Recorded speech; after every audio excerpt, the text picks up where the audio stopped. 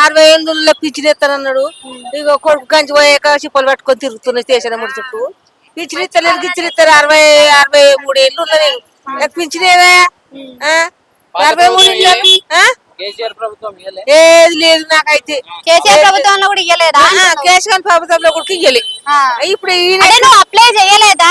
Apply చేసిన. మరి apply చేస్తేనే వస్తుంది. నీకు 63 ఏళ్ళు రాసుకున్నాడు ఈయన ఎక్కినాక. ఈయన ఎక్కినాక రాసుకున్నాడు 63 ఏళ్ళు ఆధార్ కార్డు మీద. ఇవరకు పింఛన్ ఇయ్యడాబా మాసుల్లో కొడుకెళ్ళి చీపలు పట్టుకొని తిరుగుతుంది స్టేషన్ ముడి చుట్టూ నేను. మరి ఈయన గట్టానికి ఇస్తాడు 63 ఏళ్ళలో పింఛన్ ఇయ్యాలి కదా.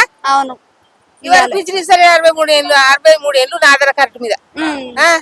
ఆధార్ కార్డు మీద ఉన్నాయి. నాకు పింఛన్ కావాలని అప్లై చేసినావా అంటున్నా. పింఛన్ కావాలని మొన్న చేసిన.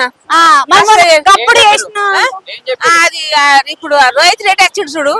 ఆ రోహిత్ రేట్ వస్తుందమ్మా నీకు. నువ్వేమో తిరగాల్సిన పని ఏం లేదు అని రాసుకోపోయింది. ఇంటికి వచ్చి రాసుకోపోయింది. ఇవాళకి ఎక్కి వెళ్ళి వదిలాయి.